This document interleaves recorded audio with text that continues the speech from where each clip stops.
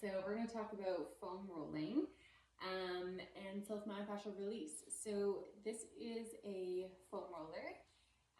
They come in all different shapes, sizes, and colors, patterns. So this one's probably one of the shorter ones that you would see. There's other ones that are probably double the length.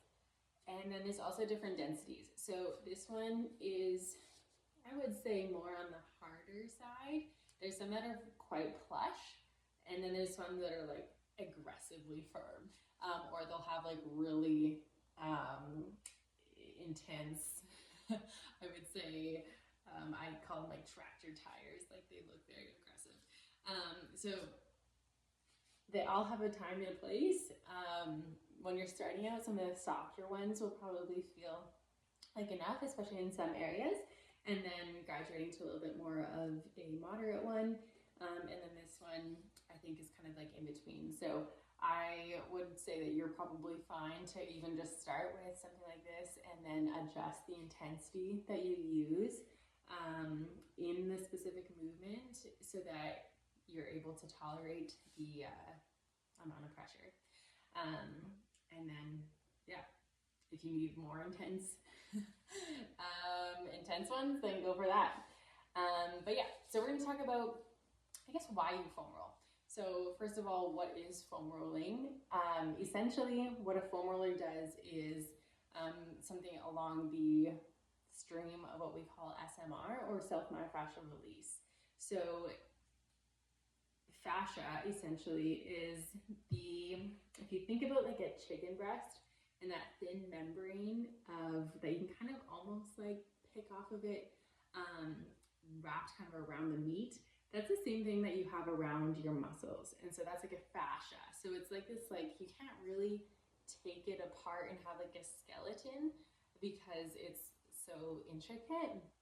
But it's like kind of like saran wrap around your muscles. And so there's a lot of things that impact fascia, like the amount of hydration that you have. So if you're hydrated, it's generally a little bit more lax. If you're less dehydrated, it's often a little bit more tense. If you're cold, a little bit more tense. If you're warm, a little bit more lax. Those are kind of the big ones. And so the way, if you were to look at your body, the fascia lines work in a few different patterns. There's spiral lines, there's lateral lines. So sometimes, if you've ever noticed in the past, maybe having like a tight, right shoulder and also pain in your left hip, I'm like, that's weird, it's on the opposite side. But how the fascia line integrates is from, right shoulder to left hip. So there's different pieces around the body where that happens. And so there's other reasons as well that might have been the case. But fascia lines are one of those things. And so what foam rolling does in self-myofascial release is helps to release any tense, like kind of almost like knots. So if you've gone to a massage before and they've kind of dug through and found some like gritty knots in there, that's essentially what you're doing with foam rolling. So you're just being your own massage therapist. And so it's a great tool to have and to be able to know how to do, whether it's because you're in a pinch where you're like, man, this is like so tight and I just need to release it, or you are just feeling a little bit tighter starting your warm up or your workout, or you just want to kind of generally make sure that everything's in check. And so there's really no right or wrong time to do foam rolling. You could be doing it when you're like sitting watching TV. It's something that's kind of simple to do then. It's also great to do before your workout or afterwards. And so again, no right or wrong time to do it. There just might be a better time as far as why you're going to do it. And so I don't foam roll every warm up, but I do most warm ups, and it really depends on kind of how I'm feeling. So often, like, I have a tendency to have really tight hips if I've been sitting for a while. And so if I kind of like either was driving or was sitting a lot more yesterday, and then today I go to do a squat session, I'm like, my hips are feeling pretty tight. So I'm going to start with some foam rolling in my hips. Or as I start even doing a bit of a warm up, just noticing, checking in with my body, feeling where I'm more tight.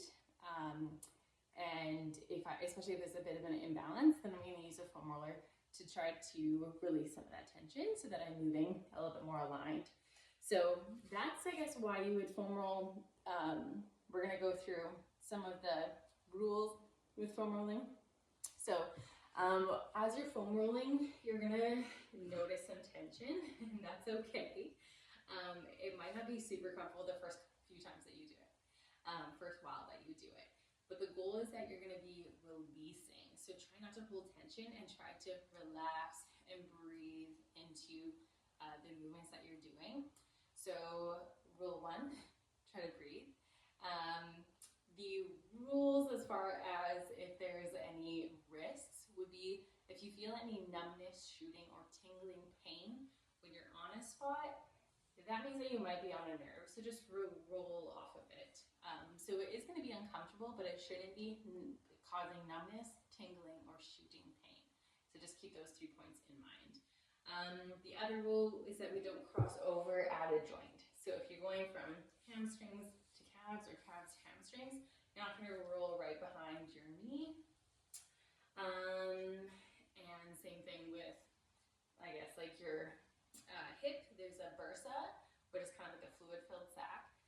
So you're not going to want to cross right on that. But outside of that, your risks are pretty low. There are some contraindicators, including if you have diabetes or hypertension. So do be aware of those and look into that if those are something that applies to you. So we're going to go through a series of how to foam roll different aspects of your body in separate videos. So we're going to be starting from the toes and working our way all the way up towards our head, essentially. So enjoy, and as you're going through it, make sure that you are focusing on how you're feeling today, and that might change tomorrow or the next time that you do this session. And that's the fun part about foam rolling, is that it kind of gives you a bit of perspective each time that you do it on how your body's feeling and a little bit more in tune with your body. All right.